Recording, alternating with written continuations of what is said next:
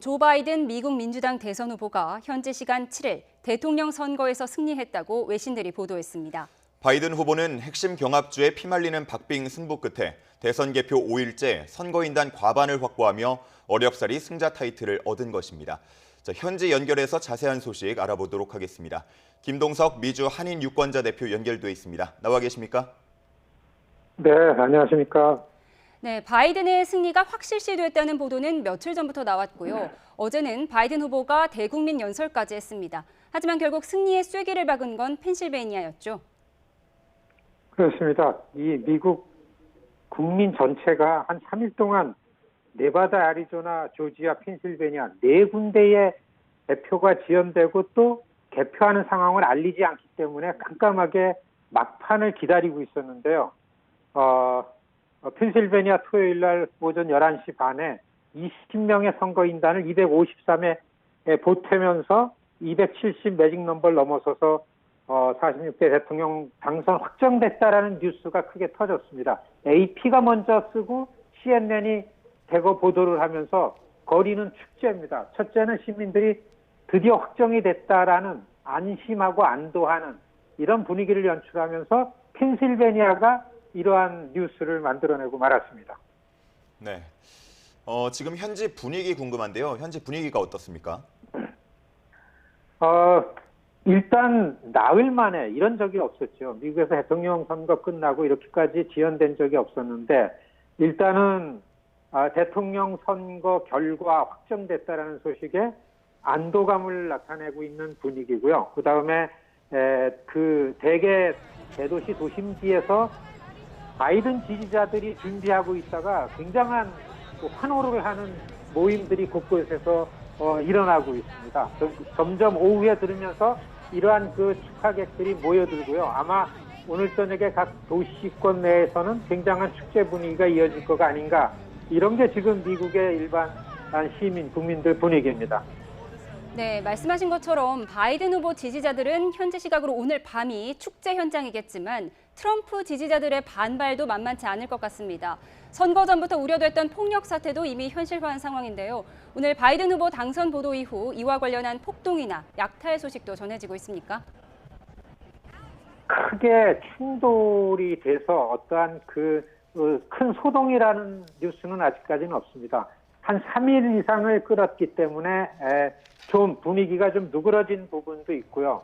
워낙 이 바이든 쪽이 생각보다는 많은 격차를 내면서 리드한 것들이 나오기 때문에 국민 투표는 400만 표 이상을 앞섰기 때문에 좀 이런 분위기는 낮아지고 또 한쪽에서 법적인 소송 언급 나오는 명분이 좀 약하기 때문에 일반 여론은 좀 그렇게 큰 충돌을 피해가지 않는가 이런 상황인데 그래도 기관이라든지 공권력 경찰들은 긴장을 늦추지 않고 있다 이런 뉴스들이 계속 나오고 있습니다.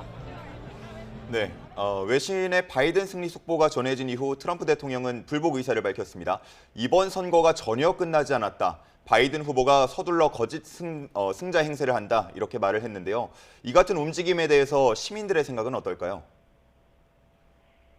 지금 트럼프 백악관이나 트럼프 캠프 쪽에서 문제를 제기해서 소송을 제기하는 내용들이 지방법원이나 연방법원에서 받아들이기에는 근거가 미약하고 그 증거가 별로 없고 하기 때문에 지금 뉴스로 나오는 것들만 해가지고서는 별로 명분이 없기 때문에 분위기는 사실 법적인 소송이 된다 그러지만은 이것이 이 선거 결과를 뭐 바꾸는데 무슨 영향을 줄 거라고 생각은 안 하고서 일단은 이 패자가 승복을 하지 않는 것 때문에 생겨날 여러 가지 지연이나 이런 혼란 같은 것들은 있겠지만은 결국에는 조 바이든이 대통령으로다가 당선이 되고 권력 승계가 이어지지 않을까 이렇게도 생각하고 있고 이런 분위기를 뉴스가 전하고 있습니다.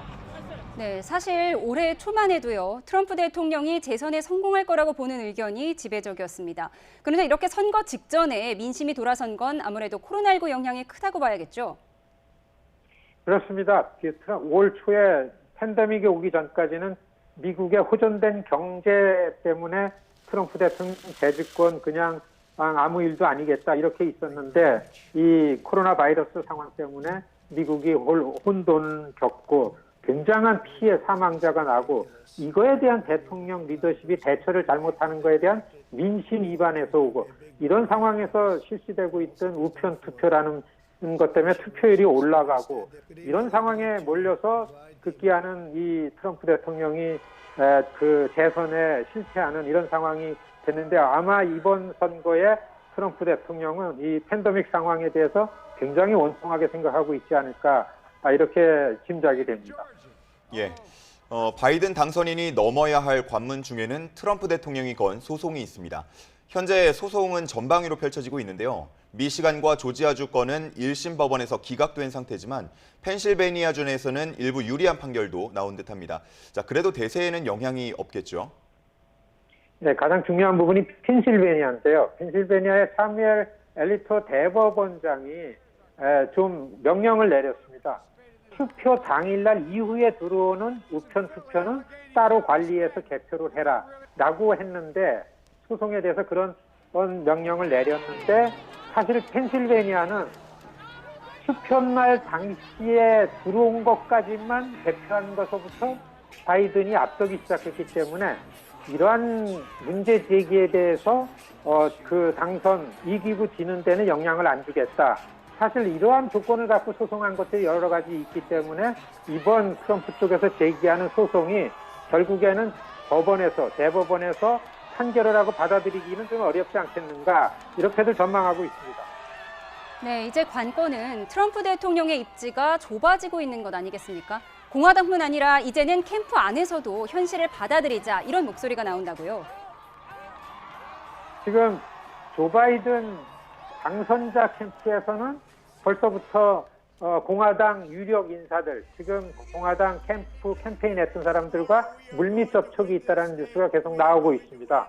트럼프 대통령 혼자서 그리고 트럼프 측근들이 이렇게 지금 불법이다, 선거를 도둑맞았다 이렇게 문제 제기하는 것이 어쩌면은 쉽게 가라앉지 않겠냐라는 전망을 할 정도로 공화당 내에 이 앞을 보는 공화당 책임자들이 바이든 쪽과 의견을 교환하고 있고 앞으로 어떻게 할 건가라는 거를 의논하기 시작했다는 뉴스가 나오는 걸 봐가지고서는 비교적 빨리 이런 분위기가 가라앉아지지 않을까 이렇게 생각하는 의견들이 많습니다.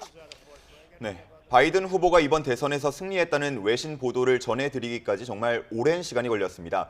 자, 말씀해주신 소송 외에 이제 공식적으로 공식 취임까지 어떤 절차들이 남아 있을까요? 우선 완전히 개표가 끝난 다음에 12월 8일까지 각 주의 총무처 장관들은 선거 결과에 대해서 입증하는 인증을 해야 됩니다. 그리고 각 주에서 12월 14일 날 대통령 선거인단이 모여서 다시 대통령을 선출을 하고요. 이 결과를 가지고서 1월에 새로 개원되는 117회 연방 하원에서 이거를 인정하는 절차를 거치면은 1월 20일 제46대 미국 대통령 취임식을 하게 됩니다. 네, 말씀하신 것처럼 바이든 후보가 남아있는 관문을 모두 통과하면 내년 1월 20일 미국의 제46대 대통령으로 취임하게 됩니다. 1972년이었죠. 델라웨어주 연방 상원의원 당선을 시작으로 수십 년 동안 화려한 정치 인생을 걸어왔는데요. 미국 시민들이 보는 바이든의 이미지 어떻습니까?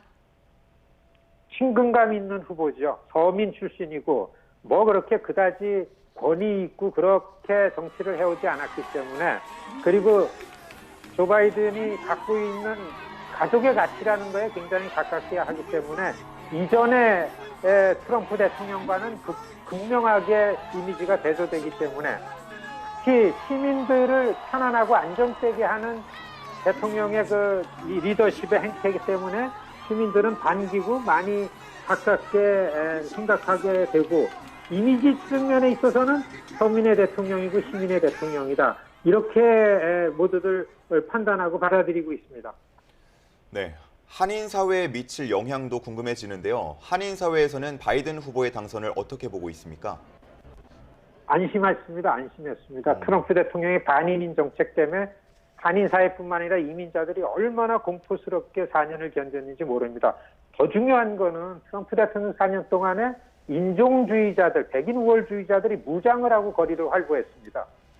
조 바이든 대통령이 이러면 안 된다, 다양성을 존중하고 이민자의 나라가 이민자를 존중해야 된다는 입장을 갖고 왔기 때문에 이번 대통령 선거 결과에 미국에 있는 한인들 안도하고 이제는 그래도 좀 이전의 상황으로 회복되지 않겠는가, 정상으로 돌아간다, 이런 기대를 하면서 지금 46대 대통령 당선자를 맞이하고 있다, 이렇게 설명이 됩니다.